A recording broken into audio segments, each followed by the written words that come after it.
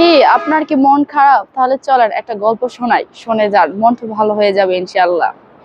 একদিন একটি কাক মনের দুঃখে এক জায়গায় বসেছিল আর কান্না করতেছিল। হঠাৎ একজন মিউজিশিয়ান সেখানে আসে, কাককে জিজ্ঞেস করতেছে, তুমি কান্না করছো কেন? কাক বলল, আমার শরীরের কালার দেখছেন, আমি কেমন কালো, আমাকে কেউ পছন্দ করে না।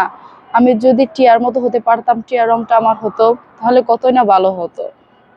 তারপর সেটা শুনে মিউজিশিয়ান কাককে বলল, আচ্ছা, তোমাকে যদি আমি টিয়ার মতো রং করে দেই, তুমি কি তাহলে কান্না থামাবে? তোমার তুমি ভালো হয়ে যাবে, সন্তুষ্ট হবে?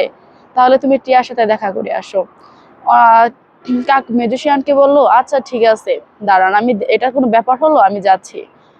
অনেক খোঁজাখুঁজির পর কাক টিয়াকে খুঁজে পেলো না। তারপর ঘুরে আসলো, বললো যে আমি টিয়া পাখি খুঁজে পাই নাই। টিয়া পাখি একটু কিছুক্ষণ পর সেটা বুঝতে পেরে সে আসলো। এসে টিয়া পাখি কাককে বলল, আমাকে তুমি কিভাবে খুঁজে পাবে?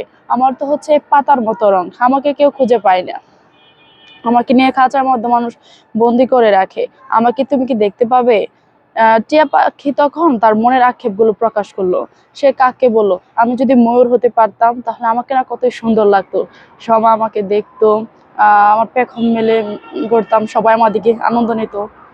এটা যখন শুনলো, মিউজিশিয়ান বলল টিয়াকে, আচ্ছা, তোমাকে যদি আমি ময়ূর বানিয়ে দিই, এতে কি তুমি সন্তুষ্ট হবে? টিয়া বলল, হ্যাঁ, আমি খুবই খুশি হব। তখন মিউজিশিয়ান টিয়াকে বলল, আচ্ছা ঠিক আছে, তুমি ময়ূরের সাথে দেখা করে আসো। যখন টিয়া বললো, এটা কোনো ব্যাপার, আমি আচ্ছা ঠিক আছে, আমি ময়ূরের সাথে দেখা করে আসছি। ময়ূরের কাছে যখন টিয়া গেল, হঠাৎ খুঁজে অনেক কিছু খোঁজাখুঁজির পর আহ ময়ূরকে টিয়া খুঁজে পেলো। তখন টিয়াকে দেখার পর টিয়া ময়ূরকে দেখার পর বললো, তুমি কত সুন্দর, তোমার পাখনাগুলো কত সুন্দর, তোমাকে কত ভালো লাগে, সবাই তোমাকে দেখে। এটা শুনে ময়ূর বলল, আমি কত সুন্দর, আমাকে সবাই বন্দি করে রাখে, আর আমি সবসময় বয়ে থাকি, কখন কোন শিকারী আমাকে ধরে নিয়ে যায়। তাই এটা শুনে সে বললো, টিয়াকে বললো, আমি যদি কাক হতে পারতাম, তাহলে কেউ আমাকে শিকারি করতে পারতো না, তাহলে আমাকে কেউ দেখতো না, আমি মুক্তভাবে স্বাধীনভাবে উঠতাম। তুমি কি কখনো দেখেছো কাককে কেউ শিকারি করতে? কাক কত ভালো, কাকের রংটা যদি আমার হতো। এটা শুনে টিয়া বলল যে, তোমার কাকের রং হবে?